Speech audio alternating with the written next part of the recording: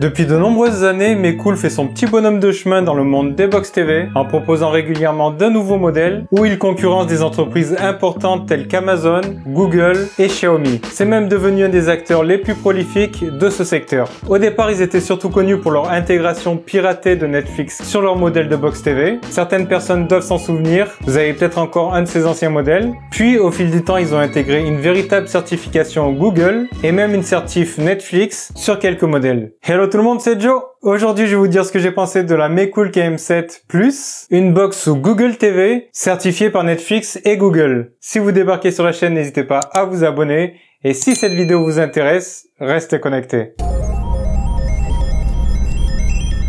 Donc dans la boîte, on retrouve la Mecool KM7 Plus. On a aussi une alimentation 12 volts 1 ampère.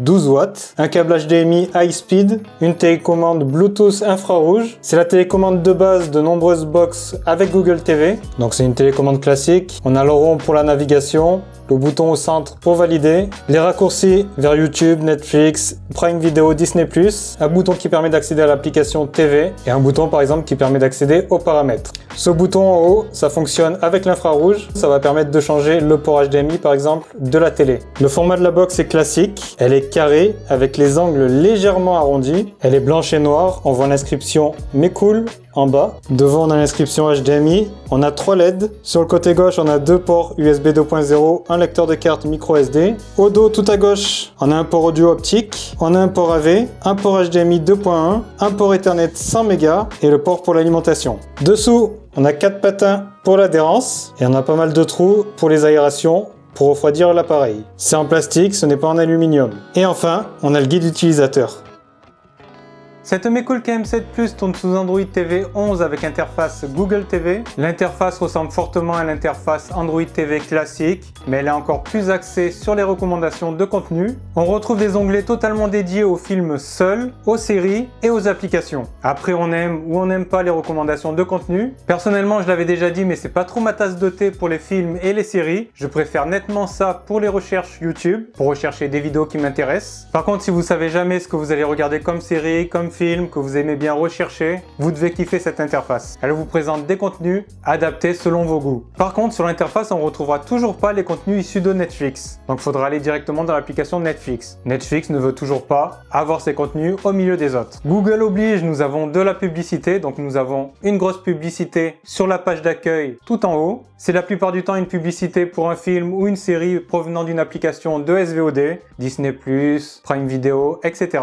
Si comme moi, vous n'êtes pas trop friand de recommandations de contenu, il y a quand même une solution. On peut aller dans les paramètres et on peut couper toutes les recommandations de contenu, tous les films, toutes les séries, toutes les vignettes s'y rapportant qui s'affichent. Donc elles s'afficheront pas, il y aura uniquement les vignettes d'application, comme dans les anciennes versions d'Android TV. Ça n'effacera pas la publicité en page d'accueil. Il y a des moyens tout de même de supprimer cette publicité via des bidouilles, mais c'est un petit peu compliqué et le résultat à l'écran est plus ou moins valable. Donc j'avais déjà fait une vidéo, n'hésitez pas à la regarder, elle va s'afficher en haut de votre écran. Étant donné que c'est certifié par Google, nous avons une fonction Chromecast intégrée. Donc ça permet par exemple de sélectionner un contenu sur une application compatible depuis son smartphone ou sa tablette, par exemple l'application Netflix, Prime Video ou autre, de cliquer et le contenu s'affichera directement sur sa TV. Ça permet aussi de dupliquer l'écran de son smartphone, de sa tablette, sur sa TV. Il est possible aussi de contrôler sa KM7 Plus via assistance vocale Google et via le microphone de la télécommande. Donc pour aller directement dans Netflix, dans Prime Video,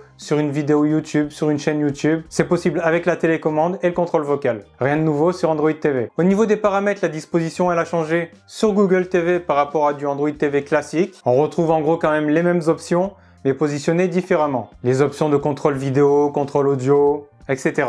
Pour pouvoir utiliser les applications de SVOD dans des bonnes conditions, avec la définition maximale, il ne suffit pas juste d'avoir une box permettant de délivrer cette définition. Il faut aussi avoir des DRM et des certifications. Sur cette KM7 Plus, on retrouve donc les DRM Widevine Level 1, les Microsoft Play Ready et la certification Netflix. Donc si on a un abonnement, on va pouvoir regarder des contenus dans la définition maximale proposés. Du 4K pour Netflix, pour Disney+, pour Prime Video, etc.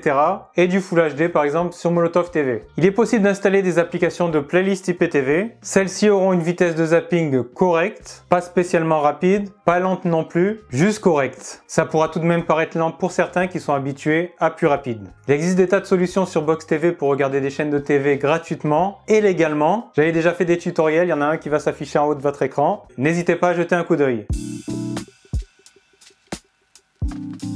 La KM7 Plus est propulsée par un SoC S905Y4. C'est un processeur entrée de gamme basse consommation et qui a une chauffe contenue. Mais je n'ai pas pu tester ses températures maximum à cause d'un problème de sonde. C'est associé avec 2 Go de mémoire RAM DDR4 et 16 Go de stockage eMMC. Donc il y a de quoi installer pas mal d'applications. Et en plus on a un emplacement pour carte micro SD, limité à 32 Go comme sur beaucoup de box. La vitesse de déplacement dans l'interface est correcte. Ce n'est pas très rapide, le processeur n'est pas très puissant, c'est un processeur d'entrée de gamme d'AM Logic. C'est en dessous des S905X3 et X4. Donc la vitesse de navigation est correcte, mais il y a quand même des ralentissements assez réguliers en entrée ou sortie d'application, ou quand on essaye de se déplacer dans l'interface un peu trop vite. Si cette box vous intéresse, je vous ai mis des liens en description de la vidéo. Comme ça, si vous voulez faire un achat, vous passez par le lien en ayant les cookies activés, bien évidemment. Ça ne vous coûtera pas plus cher et moi je toucherai une petite rémunération. Il est possible de jouer avec cette KM7 Plus. Elle est équipée d'un GPU ARM Mali G31 MP2. C'est le même que l'on retrouve depuis quelques années sur les puces AM Logic de milieu de gamme telles que la S905X3 et la X4. Donc en gros, il faut s'attendre à des performances similaires à une grande partie des box de milieu de gamme. Ce n'est pas un GPU très performant malheureusement, loin de là même, mais ça permet de jouer à quand même pas mal de jeux 3D Android ou Android TV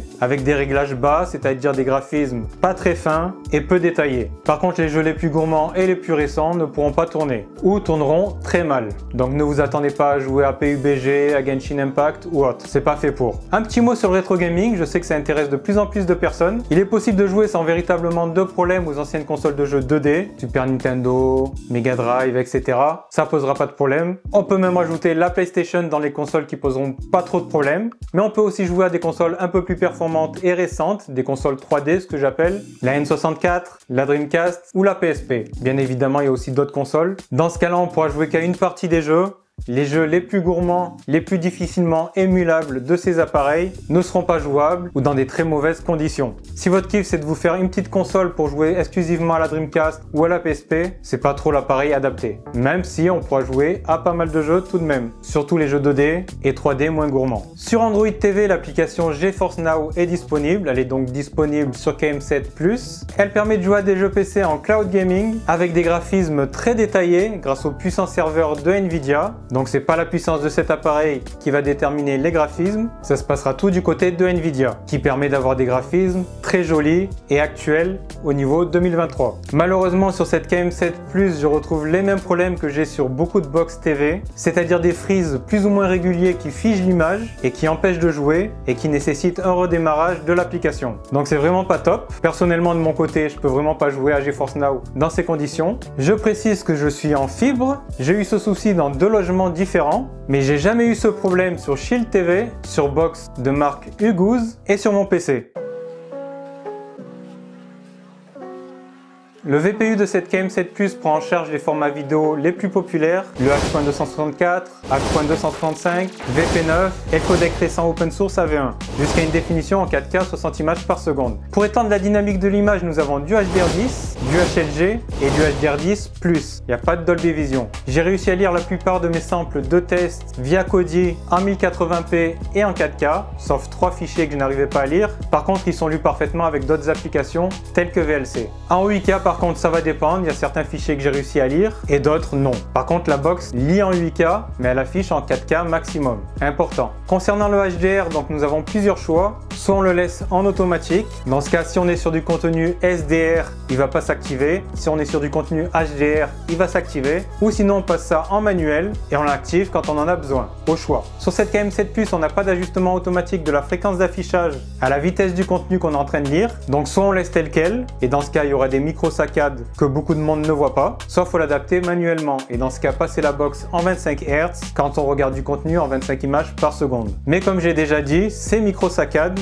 beaucoup de monde ne les voit pas. C'est selon les plans de caméra, lors de travelling par exemple. Il y a énormément d'appareils qui adaptent pas la fréquence d'affichage et vous ne vous en rendez même pas compte. Alors pour la partie audio, si vous avez l'habitude de regarder mes tests de box TV, vous savez qu'en général il y a 2-3 box qui font mieux que les autres et les autres justement, elles font plus ou moins toutes la même chose. C'est-à-dire en gros l'audio SD et pas l'audio HD. Et bien sur cette Mecool KM7 Plus, c'est plutôt pas mal. Ce n'est pas exceptionnel, c'est pas parfait, mais on peut avoir du Dolby Digital, du Dolby Digital Plus et du Dolby Digital Plus Atmos. Le Dolby True HD sera lui transmis en multi-PCM 7.1 et l'Atmos sans perte aussi. C'est un équivalent Dolby True HD. On pourra avoir du DTS 5.1 et le DTS HD et DTS X seront eux transmis aussi en multi-PCM 7.1. Donc c'est de l'équivalent DTS HD. Mais il n'y aura pas le côté 3 dimensions du DTS X. Donc ceci c'est valable en pass-through si bien sûr vous avez le matériel audio nécessaire. Sinon vous aurez ce que votre télé vous permet de sortir. Au niveau de la connectivité sur cette KM7 Plus, on va retrouver du Bluetooth 5. Déjà, premièrement, c'est pour connecter des périphériques sans fil, manette, télécommande, enceinte, écouteurs. Voilà, ce que vous avez besoin de connecter sans fil. On a une connexion Ethernet filaire de 100 mégas seulement. Je dis seulement parce que sur des appareils, on retrouve du gigabit. Mais pour regarder des contenus en 4K, il n'y a pas de souci. C'est largement bon. On a aussi du Wi-Fi 5 double bande 2,4 5 GHz qui m'a permis d'avoir des débits supérieurs au port Ethernet filaire. Ça tournait aux alentours de 400 mégabits par seconde, donc 4 fois plus rapide qu'en connexion filaire. Encore faut-il n'être pas trop loin de la box et capter le 5 GHz. Perso, chez moi, à 10 mètres de distance, dans une pièce différente, avec des murs pour séparer, j'avais quand même des débits de l'ordre de 250 mégabits par seconde, ce qui est correct. Mais s'il y a plus de distance, le risque c'est que vous captez plus le signal 5 GHz, que vous passiez en 2,4 et donc les débits seront beaucoup plus faibles. Par rapport à la concurrence au même prix, c'est-à-dire le Fire TV Stick 4K Max, le Chromecast 4K avec Google TV et la Xiaomi TV Box S2 que j'ai testé il y a pas longtemps, cette Mecool KM7 Plus dispose d'un stockage plus élevé, plus important. C'est seulement 16 Go, mais par rapport à 8 Go c'est quand même beaucoup mieux. Et dispose aussi d'une connectique plus variée et plus fournie. Alors j'aurais tout de même préféré avoir au moins un port USB 3.0, surtout en 2023, mais au moins déjà on a 2 ports USB. En revanche, elle est moins puissante que ses concurrentes. Si vous avez 3 secondes devant vous, n'hésitez pas à mettre un gros pouce. Si vous avez quelques secondes de plus, n'hésitez pas à partager cette vidéo. C'était Joe pour Culture Chronique. Ciao ciao!